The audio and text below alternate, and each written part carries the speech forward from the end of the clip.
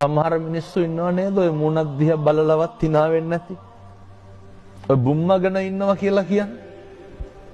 ඒ හින්දා මතක තියාගන්න.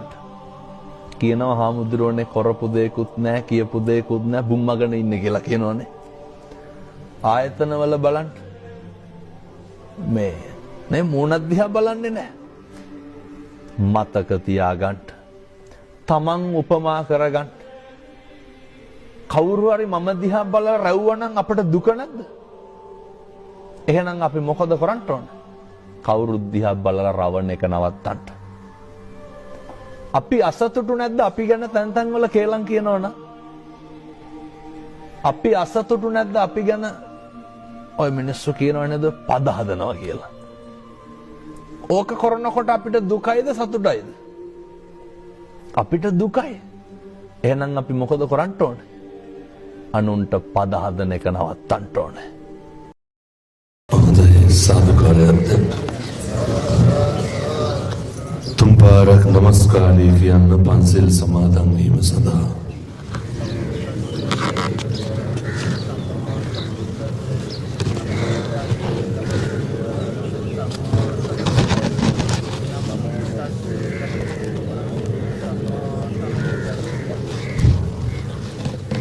බුද්ධං සරණං ගච්ඡාමි ධම්මං සරණං ගච්ඡාමි සංඝං සරණං ගච්ඡාමි ဒ ුතියම්පි බුද්ධං සරණං ගච්ඡාමි द्वितीयम्पि धम्मं शरणं गच्छामि द्वितीयम्पि संघं शरणं गच्छामि तृतीयम्पि बुद्धं शरणं गच्छामि तृतीयम्पि धम्मं शरणं गच्छामि तृतीयम्पि संघं शरणं गच्छामि शरणागमनं सम्पूर्णं पाणातिपाता वेरमणि सिक्खापदं समादियामि අදින්නාදානා වේරමණී සික්ඛාපදං සමාදියාමි කාමේසු මිච්ඡාචාරා වේරමණී සික්ඛාපදං සමාදියාමි මුසාවාදා වේරමණී සික්ඛාපදං සමාදියාමි සුරාමේරය මජ්ජපමා දට්ඨානා වේරමණී සික්ඛාපදං සමාදියාමි තිසරණේන සද්ධින් පංචශීලං ධම්මං සාදුකං සුරක්ඛිතං කତ୍වා අප්පමාදේන සම්පාදේ තබ්බං. හොඳයි නිශ්ශබ්දයෙන්. නමෝ තස්ස භගවතෝ අරහතෝ සම්මා සම්බුද්දස්ස නමෝ තස්ස භගවතෝ අරහතෝ සම්මා සම්බුද්දස්ස නමෝ තස්ස භගවතෝ අරහතෝ සම්මා සම්බුද්දස්ස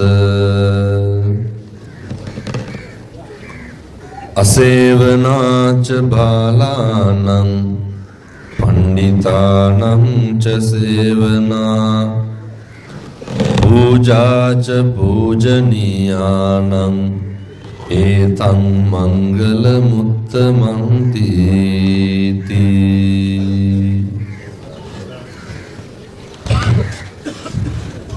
අවසරයි මිගමුව බන්ධනාගාර අධිකාරීතුමා WMJI ප්‍රනාන්දු මැතිතුමා ප්‍රධාන ජේලර් මහතා KGC තිලකරත්න නිලධාරී මහත්තුරු ඇතුළු අපේ සත්පුරුෂ පින්වත් සියලු දෙනාගේම අවසරයි. සියලු දෙනාම එක්කහු වෙලා බලාගෙන ඉන්නේ සූදානමින් සිටින්නේ ජීවිතේ හරි සුවිශේෂී දවසකට. පින්නතුනි මං දවසින් දවස විවිධ පැතිවල විවිධ තැන්වල බණ කියනවා. අද උදේ මේ ඇහැ කන පේන මිනිස්සුන්ට බණ කිව්වට මං ඊයේ බණ කිව්වේ ආබාධිත උදවියට. අර දන්නවනේ දන රාජගිරියේ තියෙන වික්ටෝරියා ආබාධිත වූවන්ගේ නිවාසය. පින්නතුනි 25ක් 30ක් විතර තමයි රෝද පුටු වලින් හරි එකරකට ඇවිල්ලා තියලා තිබ්බේ. එතකොට බණ ඉවර වෙලා මම මුළු වාට්ටුවලම ඇවිත්තා. මේ මුළු සංසාරෙම කොච්චර දුකක්ද කියන එක. එතකොට එක වාට්ටුවකට මම ආබාධිත වූවන්ගේ ගියා. ඒ මිනිස්සු ජීවිතේ කවදාවත් මේ පොළවේ පය ගහලා නැහැ. හොඳට මතක තියාගන්න. කවදාවත් පොළවේ පය ගහලා නැහැ. මේ මහ දෙයක් නෙමෙයි. සමහර උදවියේ ඉන්නවා මරණකම් වැසිකිලි පෝච්චියක් උඩ. පැහැදිලිද මං කියන්නේ? ඒ ඇඳ යටම හදලා තියෙන්නේ කොමඩ් එක. මරණකම් වැසිකිලි පෝච්චිය උඩ ඉන්නේ. තව සමහර උදවියේ ඉන්නවා ජීවිතේ කවදාවත් තමන්ගේ හැඟීම අනෙකට ප්‍රකාශ කරලා නැහැ. ඒ ඉන්න කිසි කෙනෙකුට බඩගිනි කියලා කියන්න බෑ. ඒ ඉන්න කිසි කෙනෙකුට තමන්ගේ ශරීරයේ තියෙන අපහසුතාවයක් කියන්න බෑ. දෙමයත් කියන්න බලන්න මොනවාද අපිට තියෙන අඩුපාඩු? මොනවාද අපිට තියෙන ගැටලු? භාග්‍යවතුන් වහන්සේ දේශනා කරනවා ඔය කාලෙකින් හම්බෙච්ච මනුෂ්‍ය ආත්ම භාවය තුල ඕක හරියට පරිස්සම් කරගන්නලු. මිනිසත් භවයේ තුල මේ හතර හන්දි වළංගු කාලේ ඉන්නක නෙමෙයි අරුමේ ආශ්චර්ය කියන්නේ. අපි සියලු දෙනාටම පොදුවේ මුහුණ දෙන්න වෙන කාරණා කීපයක් තියෙනවා. දැන් ඉපදුනා කියලා කවුරුත් දන්නවනේ. මරණවා කියලා දන්නවනේ. උත්පත්තියයි මරණයයි අතර තියෙනවා බරපතල කාරණා දෙක. එකක් ජරාව අනිත් එක ව්‍යාධිය. මේවා ඔය කාලේ කිව්වට තේරෙන්නේ නැහැ. හැබැයි මේ ජරාවටයි ව්‍යාධියටයි කවදාවත් පින්නතුනි බේදයක් නැහැ. වයස් බේදයක් නැහැ. කොහොමද ඔය ජරාවයි ව්‍යාධියයි අපේ පිටිපස්සෙන් එන්නේ? ආනන්ද හාමුදුරුව අහනවා දවසක් බුදුහාමුදුරුවන්ගෙන් පොඩි ප්‍රශ්නයක් අහන්නද? දැන් මෙතන ඉන්න මේ පින්නතුන් හිතාගෙන ඉන්නේ ලබනාත්ම කවුරු වෙලා උපදී කියලා. එහෙම සැකයක් නැද්ද? මේ ලැබපු මිනිසත් භවය මේක පරිස්සම් කරගන්න ඕනේ. බුදුහාමුදුරුවන්ගෙන් ආනන්ද හාමුදුරුව අහනවා බුදුහාමුදුරුවනේ මිනිස්සු වෙලා උපදින එක ගැන තේරෙන විදිහට කියන්න. බුදුහාමුදුරුවෝ මොකක්ද දේශනා කරන්නේ? මේ මහ පොළොවට ඇඟිල්ල ගහලා නේ පොත්තට වැලි ටිකක් අරගෙන ඒක ආනන්ද හාමුදුරුවන්ට පෙන්නලා අහනවා, ආනන්ද වැඩිපුරම වැලි තියෙන්නේ නියපොත්තේද මහ පොළොවේද? කොහෙද තියෙන්නේ? මහ පොළොවේ. මේ මහ පොළොවට ඇඟිල්ල ගහලා නියපොත්තට වැලි ටිකක් ගත්තාම නියපොත්තේ වැලි රැඳෙන්නේ කොච්චරක්ද? ඒ වගේ ප්‍රමාණයක් තමයි මිනිස්සු වෙලා උපදින්නේ. මතක තියාගන්න, මිනිසත් භවය නම් හරිම දුර්ලභයි. මිනිසත් භවය හරිම දුර්ලභයි. මේ ලෝකෙම මිනිස්සු ඉන්නේ බිලියන 8.9 ගණනක් නේ. මුළු ලෝකෙම සත්තු කොච්චර ඉන්නවද? මිනිස්සු භාග්‍යවතුන් වහන්සේ දේශනා කරනවා ඊළඟට, ආනන්ද මිනිස්සු වෙලා උපදින එක නෙමෙයි තියෙන අරුමේ. ඔන්න ඔය විදිහට උපදින එකයි තියෙන අරුමේ. ඔය අතපය වැඩ කරන එක, කණ්ඩ කතා කරන්න පුළුවන් එක, ඔය සංසාරේ කොච්චර පින් කරලා ඇද්ද ඔය විදිහට උපදින්න. තාම ඇවිදින්න පුළුවන්. අර අබ්බගාත වෙලා උපදින උදවියත් මිනිස්සුම තමයි අර භාග්‍යවතුන් වහන්සේ දේශනා කරපු දුර්ලභයි කියන මිනිසත් භවයමයි. ඔය විදිහට උපදින්න මේ පින්නතුන් සංසාරේ පුදුම විදිහට පින් කරලා ඇති. සංසාරේ හරි කලාතුරකින් ලැබිච්ච මිනිසත් භවය හොඳට මතක තියාගන්න. දැන් මේ සාමාන්‍යයෙන් බන්ධනාගාරවල ධර්ම දේශනාවලට යනවා. පුනරුත්ථාපන කඳවුරුවල ධර්ම දේශනාවලට යනවා. මනුෂ්‍ය ආත්ම භාවයේ මිනිස්සෙකුට වරදින්න බුදුහාමුදුරුවෝ දේශනා කරන බලපාන එකම එක කාරණය දෙන්නේ. මොකද්ද? අර මේ බුදුවරු කියන්නේ හොඳේ අසංඛේය වූ කල්පලක්ෂ 4ක් පාරමිතා පෙරම් පුරලා නිකලස් ශ්‍රී මුඛයෙන් දේශිත භාෂිතය තුල අන්තර්ගතයි. භාග්‍යවතුන් වහන්සේ රජගහ වැඩ ඉන්න කාලේ මිනිස්සු අතර ප්‍රශ්නයක් එනවනේ මොනවාද මංගල කාරණා කියලා. මේක දෙයියෝ ගාවටත් යනවා. පස්සේ සක්‍ර දෙවියන්දයා එක දෙයියෙකුට කියනවා ගිහින් අහගෙන වරෙන් මොනවාද මංගල කාරණා බුදුහාරෝගේ. ඊට පස්සේ ජේතවනං උපාසිත්වා යේන භගවා තේන උපසංකමිත්වා භගවන්තං අභිවාදිත්වා ගාථාය අච්චපාස් මුළු ජේතවනයෙන් බබලවාගෙන දේවතාවෙක් කැවිලා බුදුහාමුදුරුවන්ගෙන් අහනවා, බුදුහාමුදුරුවෝ මොනවාද මේ මංගල කාරණා? භාග්‍යවතුන් වහන්සේ ඉස්සරලම කියන්නේ මොකද්ද? අසේවනාච බාලාන, මිනිස්සුන්ට වරදින්නේ අසුරින්දවලු. මිනිස්සුන්ගේ ජීවිතේ තීරණය වෙන්නේ අසුරු කරන මිනිස්සු හින්දලු. කවුද මෙහෙම කියන්නේ? මේ බුදුවරු කියන්නේ. පු탁ජන උදවිය නෙමෙයි. අසුරම නෙමෙයිද වැරදුනේ? කොතනින්ද අපේ අසුර වැරදුනේ? ඔය දැන් මේ අපේ ඉන්න මේ සත්පුරුෂ තරුණ මහත්තුරු අපේ පින්නතුන් ඔය මේ වෙනකොට කුණහරප කීයක් විතර කියලා තියනවා? දෙක. ඊට වැඩි මොන දෙකද? කුණහරප පාලන ඇති පබෝති ගන්න. ඔය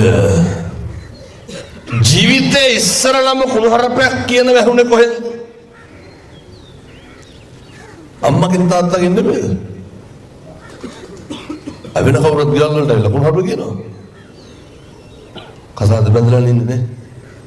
කී ගමනක් විතර කුණහරප කියලා දෙනවා. බිරිඳට බණින්න නැද්ද වේසි කියලා?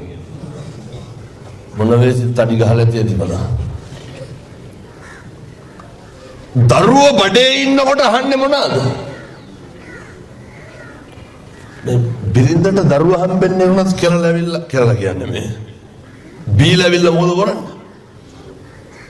මේ දරුවා හම්බෙන්නේ මං කියන්නේ මේ අපි කාටත් ජීවිතේ වරදින්න පටන් ගත්ත විදිහ. අම්මගේ කුසේ ඉන්නකොටත් අහන්නේ කුණුහරුප. වෛරේ ක්‍රෝධේ පිරිච්ච පවුලක ඕනම මිනිස්සෙකුට බලපානවලු මම කියන්නේ ආයෙ මේවා කරන්න එපා. මිනිස්සෙක් හැදෙන්න බලපානවා. ආර්යයි පරිසරයයි. සමාජ විද්‍යාව ගන්න. ආර්ය සහ පරිසරය අතිශය වැදගත්.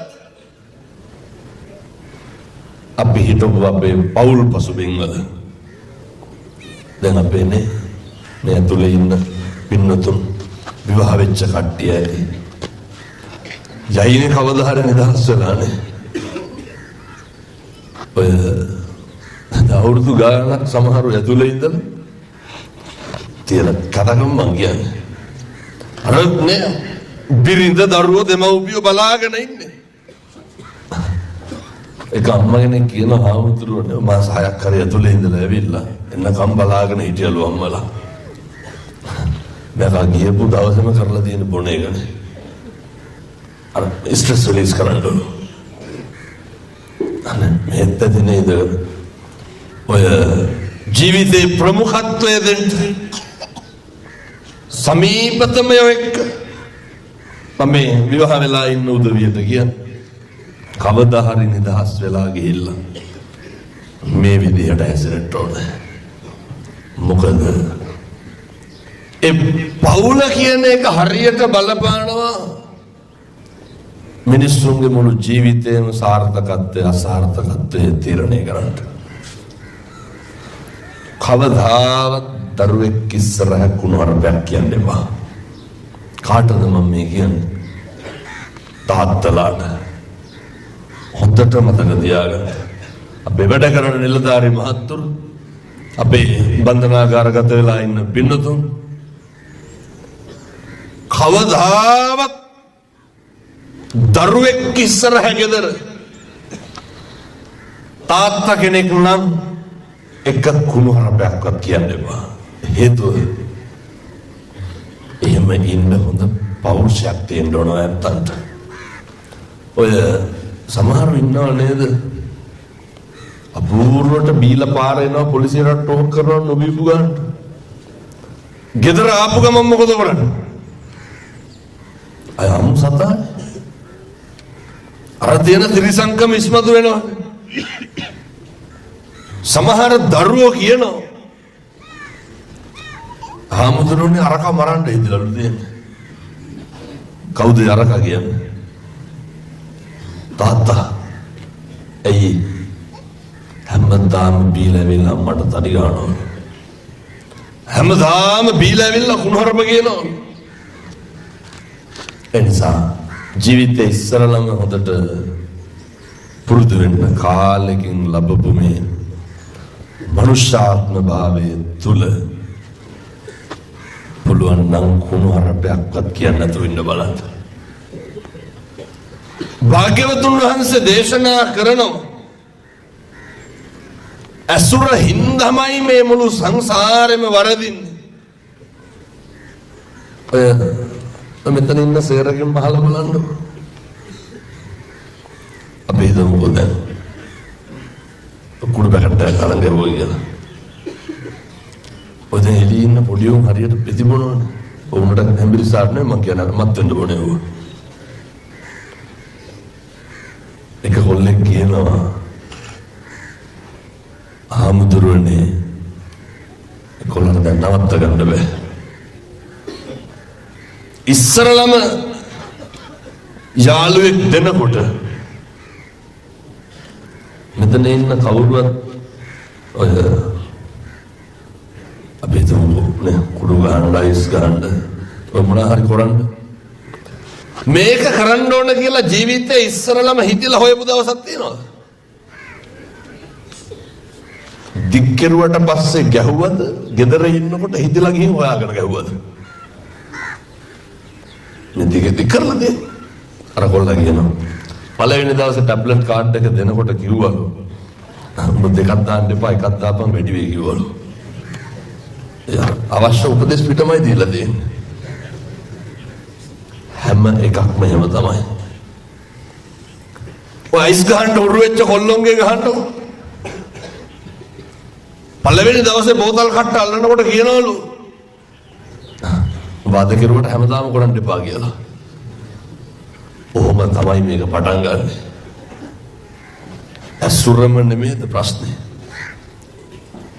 කවුද ඉන්නේ ජීවිතේ මෙව්වාස් බලු දුක් විඳින මෙව්ව එලේ ඉන්න කොල්ලොන්ට කියනකොට දැන් මේ නවත්ත ගන්න අමාරුයි සික්කකලු.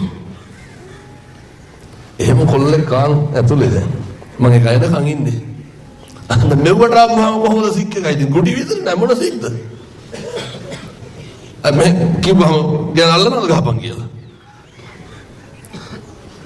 සමහර පටව ඉන්නවා මේ මිගම ගන්න මම කියන්නේ අනිත් පැතිවල හිලාවෙනවා. උදේට බීඩියක් නැත්නම් වැසිකිලි යන්නේ මේ බීඩි දෙනවද උදේට වැසිකිලි යන්නේ නැති කට්ටියට? වලේරම බයිලා මනස්ගාත අපෝනුට ඇවිල්ලා ඉන්න බෑ මේකට වෙලා. මතක තියාගන්න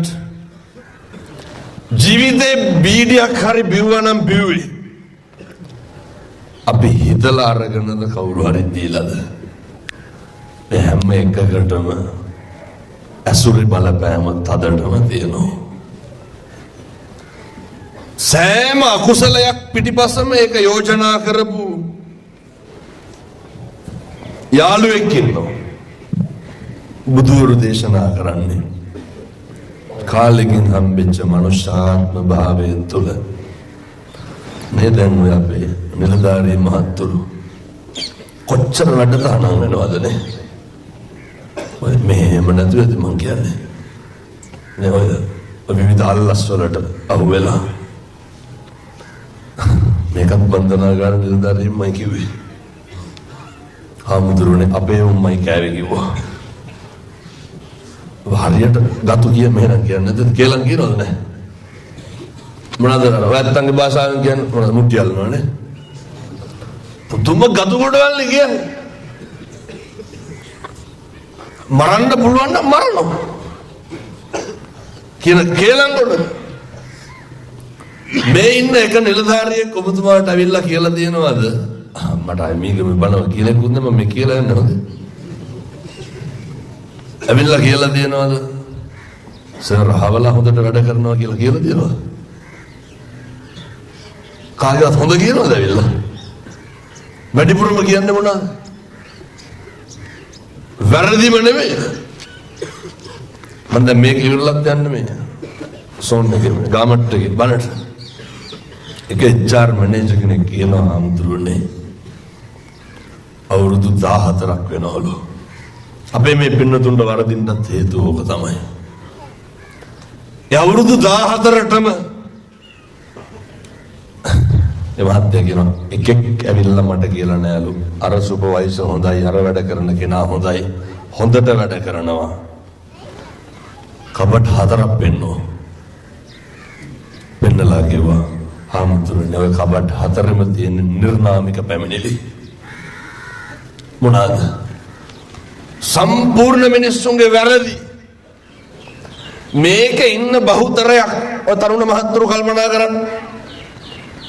රටක් ලෝකයක් බලාගෙන ඉන්නේ අපිට හරියන කන්ද වරදින කන්ද? මේ වරදිනකම් බලන්නේ. ජීවිතේ පුරුදු වෙන්න. තරුණයෙක් හැටියට හොඳ පෞරුෂයක් තියෙන්න ඕනේ. තරුණයෙක් හැටියට හොඳ අභිමානයක් තියෙන්න ඕනේ. අර හොඳ ක්වොලිටි එකක් මේන්ටේන් කරන්න එළියට ගිහිල්ලා හරි ලස්සනට ඉන්න. හොඳ අභිමානයක් නඩත්තු කරන්න. කොහොමද අභිමානය නඩත්තු කරන්න? ඔය කොල්ලොන්ගේ කත පුරුද්දක් තියෙනවනේ එක එකයි බයිසිකල් පිටිපස්සේ නැගලා යන එක. ඔය හරියට බජාර් එකේ අවුරුදු 24ක් නේ දැන් මේ හොඳ දඩබ්බර භද්‍ර යවුවනේ මේ පහුවෙන්නේ. අහලා බලන්න ඔය බ්‍රේස්ලට් එකක්වත් නැහැ. අවුරුදු 18 ඉඳන් 28 වෙනකොට අවුරුදු 10යි. දැන් කැලේ හිටියනම් තියනවා කියලා. මේ ජීවිත පරාසය කාලය තුල ඔය දැන් මෙච්ච දෙයට කරන්න දෙයක් නැහැ. පුරුදු වෙන්න. කිසි කෙනෙකුගේ අතකොළු වෙන්න එපා. කිසි කෙනෙකුගේ මාතෘකාව වෙන්න එපා. කිසි කෙනෙකුට පාවිච්චි වෙන්න එපා. මේ ඉන්න හැම කෙනෙක්ම පාවිච්චි වුණු උදවිය. මේ ඉන්න හැම කෙනෙක්ම කවුරු හරි භාවිතා කරපු උදවිය. දැන් හරියට ඔය තරුණ මහත්තුරු අපේ බණහන මට මොරටුවේ කොල්ලෙක් කියනවා මේ අවුරුදු ගණන් අයිස් ගහපු නේ කොහෙද වැල්ලවත්තේ අවුරුදු 21කින් පටන් අරන් තින්නේ දැන් අවුරුදු 30 ගානක් මේ අපේ අම්මා කෙනෙක් කියනවා හාමුදුරනේ මාත් එක්ක මේ අවුරුදු 16 17 කෙල්ලෝ අයිස් ගැහුවේ කොහෙන් හරි බණ අහලා දැන් සේරම නවත්තලා කොල්ලෝ හරියට එළිය බණ අහනවා පුදුම විදියට මොරටුවේ කොල්ලෙක් කියනවා හාමුදුරනේ ආයෙ විකුණන්නේ නැහැ කිව්වා මේ අයිස් ගහපු කොල්ලෙක් නෙමෙයි විකුණපු කොල්ලෙක් මම කොහොමද දැන් නඩු වලට සල්ලි හොයාගන්නේ දැන් ඉතින් පඩි හම්බෙන්න යෝකෙන්ම හොයාගන්න ඕන ඔය එළියට ගිහුවාම ඒක නෙවෙන්නේ නඩු ප්‍රමාණය තියෙන එක වැඩි ගෙවන්න තියෙන එක වැඩි ඉතින් ට්‍රාන්ස්පෝර්ට් හරි කරන්න බෑ වෙන සල්ලි එන්න විදියක් නැහැ කොල්ල කියනවා ඇතුළේ යනවලු බලන්න විකුණන්නේ ඇතුළේ යනවා කිව්වා මම යයි තව ලොකු පිරිසක් ඉතුරුයි කියලා හැමුණා මොකද්ද මේ ආස්කම මේ ධර්මයේ ආස්කම තරුණ මහත්තුරු සූදානම් වෙච්ච වැරදි වලින් අත් මිදෙන්න තරුණ මහත්තුරු සූදානම් ජීවිතේ ධර්මානුකූලව සකස් කරගන්න මම මගේ හදවතින්ම ප්‍රාර්ථනා කරනවා මේ සියලු දෙනාට අභිමානයෙන් යුක්තව ජීවත් වෙන්න අවශ්‍ය ශක්තිය ධෛර්යය ලැබේවා සාදු කියලා ප්‍රාර්ථනා කරන්න. අතීතං නානු සෝචන්ති නප්ප ජප්පන්ති නාගතං පච්චුප්පන්නේන යාපෙන්ති බුදුරු දේශනා කරනවා. ඔය කවදාවත් අතීතය ගැන ශෝක කරන්න එපා. කවදාවත් ඔය දැන් මේ ඉන්න කට්ටිය එළියට ගියාට පස්සේ අහන්නකො ඇතුලේ හිටියේ කොහොමද කියලා. ඔව් නිකන් අර හිල්ටන් ගලදාර හිටියා වයි කතා කරන්න ගිහිල්ලා. අය කවුරු දුක් විඳලා නැහැ නේ මේකේ. අනේ අපූර්වටි කියන්නේ ප්‍රශ්නයක් නෑ හොඳට හිටියා. මේ මොන බලු දුකක්ද විඳින්නේ කියන්නකො. මේ දරුවෙක් මල්ලේ යාළුවෙක් රටක් සමාජයක් මේ අහස විතරයි මුළු ජීවිතේම ඔය අපිට මෙහෙම දෙයක් වුණේම ඔය සමහර මුදලාලිලා ඉන්නවා හොඳට මතක තියාගන්න ඕන මම මේ බණ කියනකොටත් මට තර්ජනයමටයි එතකොට ඒ අපවාද එමටයි කොච්චර සල්ලි පොම්ප කරනවද මට ගහන්න කියලා හේතුව මේ මත්ද්‍රව්‍ය ප්‍රශ්නේ සෑහෙන්න තරුණයෝන්ගේ මිදෙන හින්දා විසඳෙන හින්දා මුදලාලිලා ආයිතින් ආත්මයක් නැහැ. සමහර තරුණයෝ තියාගෙන පුරුදු කරගෙන ඉන්නවා.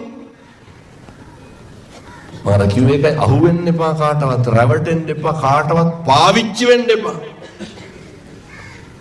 නේ අර උඹ මම ගෙවල් බලා ගන්නම්.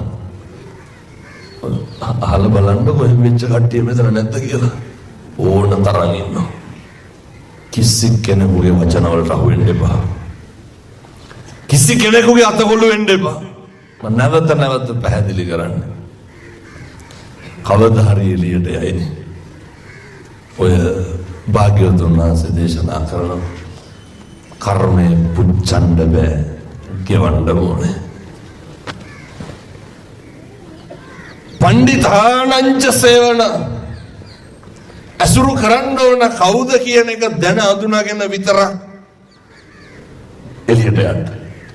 මොකද මේ ජීවිතේ මිනිස්සුන්ට වරදින්නේ ළඟින් ඉන්න උදවිය හින්දාද ඈතින් ඉන්න උදවිය හින්දාද? වැඩිපුරම අපිට තට්ටුව දැම්මේ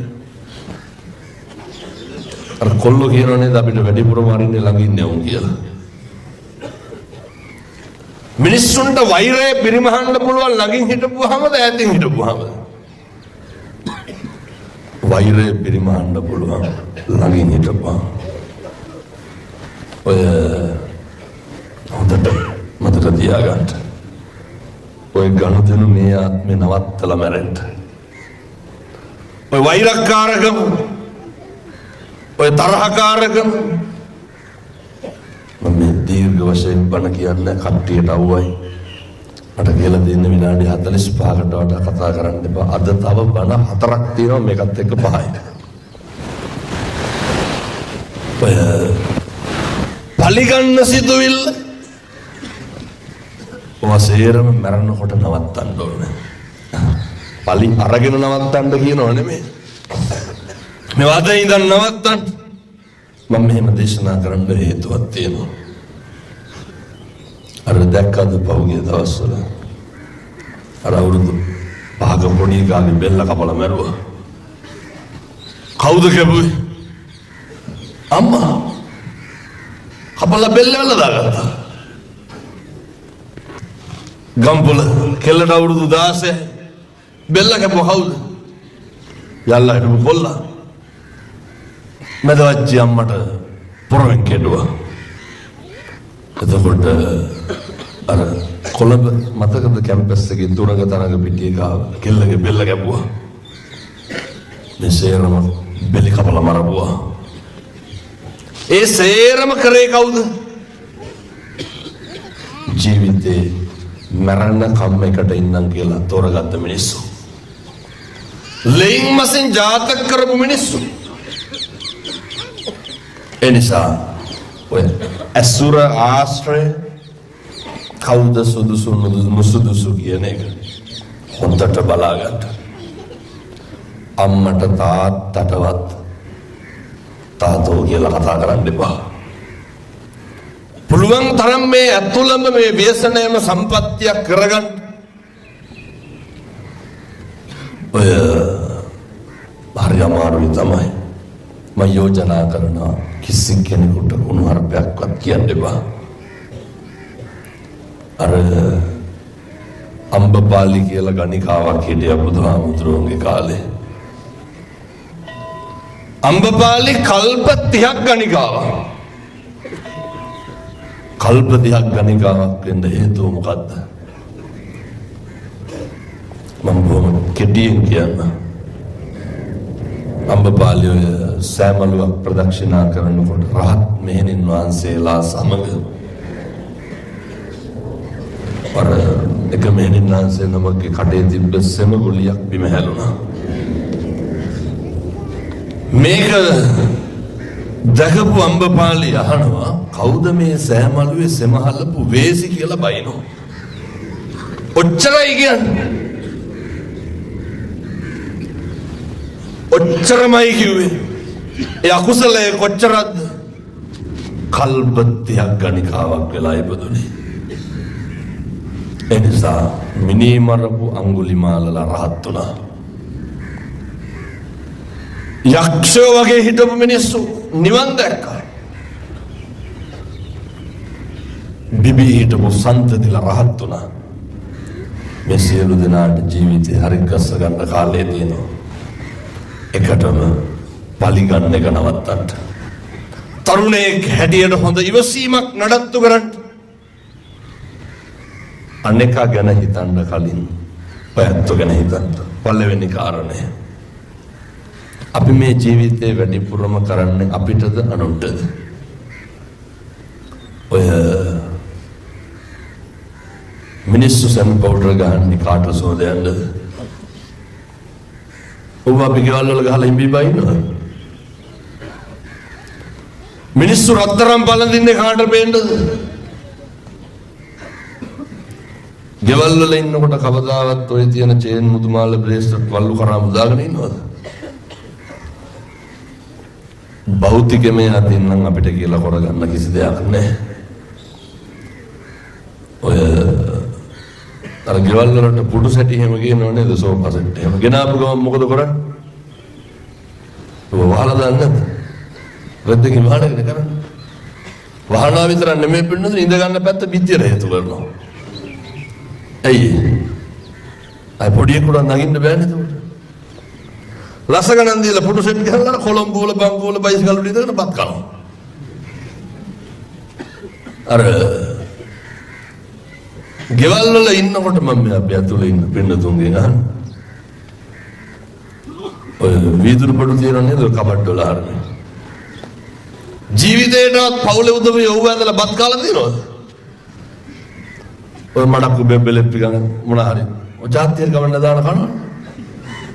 ආ ජීවිතේට අර බෝල් වලට මාළු පිටියක් කාලා නැහැ. කාට කන්නද ගියලා තියෙන්නේ?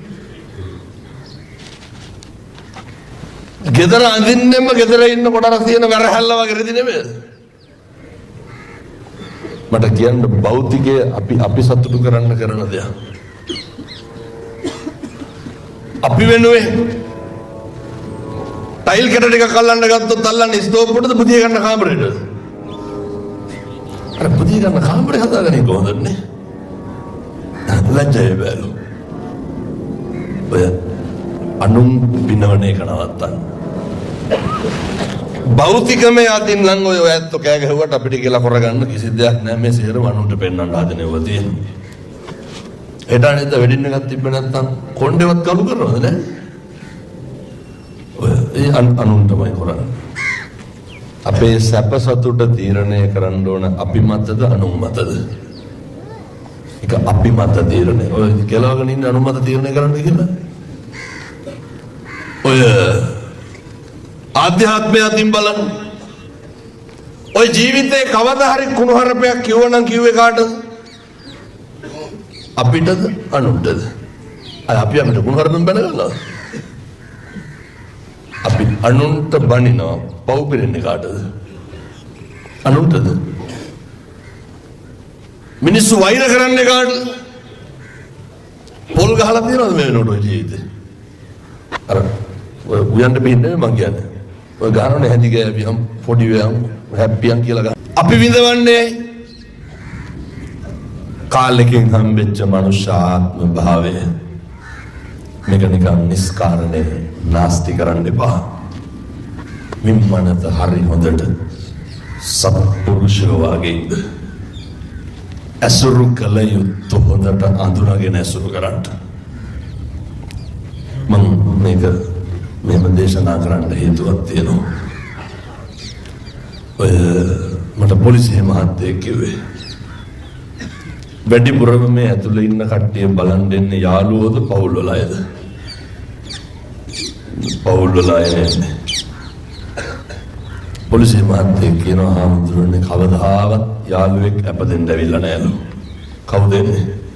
එක්ක අම්මා එක්ක තාත්තා.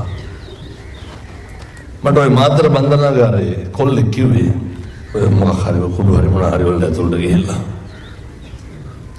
කියන හාමුදුරනේ දවසක් අම්මා ආවලු.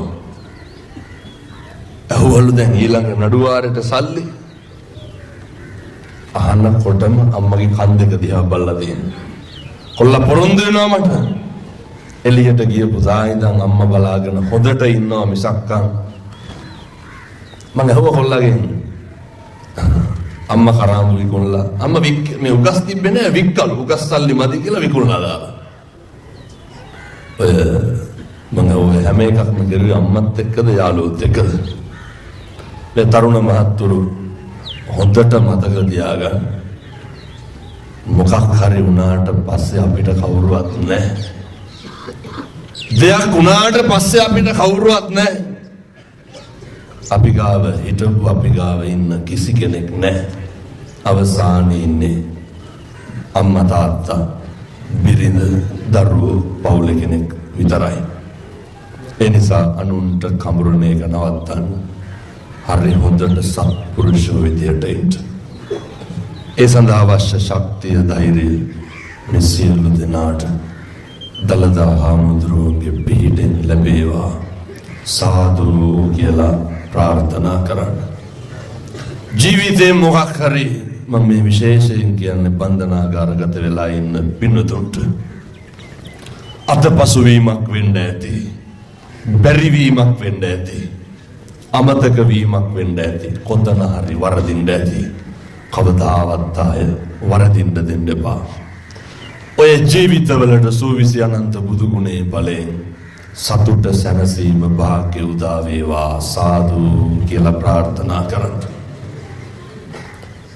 බන්ධනාගාර අධිකාරීතුමා ඇතුළු අපේ ප්‍රධාන ජේලර් මහතා ඇතුළු නිලධාරී මහත්තුරුන්ට අනේක වාරයක් පින් අයිති වෙන්න ඕනේ. හේතුව මේ වගේ කටයුතු සංවිධානය කරනවට ඔය වෙනසකට කියලා බලනවා නම් බලන්න තියෙන්නේ මේ පින්කමක් විතරයි ඇතුලේ ඉන්නොත් වෙන මොනවාද බලන්න තියෙන්නේ. ඒ නිසා රාජකාරිය කරනකොට මේ බෞද්ධ කොටි දාලා මුළු බන්ධනාගාරෙම සරසලා ඒ නිසා මේ එක පවුලක් වාගේ මේ ගත කරන ආයතනය කාලෙකින් හම්බෙච්ච මනුෂ්‍ය ආත්ම භාවයෙන් තුල රැකියා ජීවිතේ සමහර විට තෘප්තියක් කියලා ඇති වෙන්න තියෙන්නේ මේ වගේ දෙයක් විතරයි. බන්ධනාගාර රාජකාරී ජීවිතය කියලා කියන්නේ හරි පීඩාවෙන් පිරිච්ච එකක්. ඒකේ කොහෙද සැනසීමක් තියෙන්නේ? අර හුරු වෙලාම ඉන්නේ. මේ හරි අමාරුවෙන් මේවා කරන්න බෑ. එතකොට අනිත් උදවියත් එක්ක ඉන්නවා වගේ රදවියොත් එක්ක ඉන්න අමාරුයි. එහෙම කරනකොට කවදාවත් ඒව ගැන හිතලා සතුටු වෙන්න පුළුවන් නේ. ඒ නිසා මේ ඇහැට පේන්න දකින්නම තියෙන්නේ මේ වාට්ටු වල කොච්චර දුක් විඳිනවද නේ. එතකොට අපිට උදේ හවා පේන්න තියෙන්නේ මිනිස්සු විඳින දුක මිසක් මිනිස්සුන්ගේ සැප සතුට නෙමෙයි. හරියට නිදා ගන්න නැහැ, හරියට කන්න නැහැ, නිදහස නැහැ, නාන්න නැහැ. ඒ දුක් විඳින පිරිසක් බලන්න තමයි තියෙන්නේ. ඕක මනසට ලොකු පීඩාවක්. ඒ නිසා ඒ පීඩාකාරී රැකියා ජීවිතය තුළ තෘප්තියකට තියෙන්නේ මේ පින්නතුන් වෙනුවෙන් මේ කරපු දේවල් විතරයි. ඒ නිසා බන්ධනාගාර අධිකාරීතුමා ඇතුළු සියලු දෙනාට පින් සිද්ධ වේවා. ඔයත් හදපඩ අම්මට තාත්තට ගුරුවරුන්ට දෙමව්පියන්ට පින් අයිති වේවා. සියලු දෙවියන්ට පින් සිද්ධ වේවා. සුවිසි අනන්ත බුදු ගුණේ බලයෙන් දලදා හාමුදුරුවන්ගේ ආනුභාවයෙන් චිරාත් කාලයක් සත්පුරුෂෝ විදියට ජීවත් වෙන්න අවශ්‍ය කරන ශක්තිය ධෛර්යය ලැබේවා සාදු කියලා ප්‍රාර්ථනා කරන්න. සසර කෙලවර උතුම් නිවන් සුව ලබන්න මේ පින් පාරමිතාවක් වේවා සාදු සාදු සාදු. ඔහොම වන්දනා කරගන්න ආශිර්වාද කරනවා. සබ්බීතියෝ විවච්ඡන්තු සබ්බ රෝගෝ විනස්සතු මාතේ භවත්වන්තරායෝ සුඛී දීඝායුකෝ භව. සුවපත් වේවා. තෙරුවන් සරණයි. තව කෙනෙක්ගේ වැරද්දක් අඩුපාඩුවක් ද්වේෂ සහගතව කියනනේ දරක මෙහෙමයි මේක මෙහෙමයි කියලා අපිත් එක්ක කියනවා නම් කවදාවත් මේ මිනිස්සු ඇසුරු කරන්න එපා. හේතුව ඒ මිනිස්සුන්ට බොහොම පොඩි වෙලාවයි යන්නේ. අපේ තියෙන මොකක් හරි ගිහලා අනිත් පැත්තට ගියත්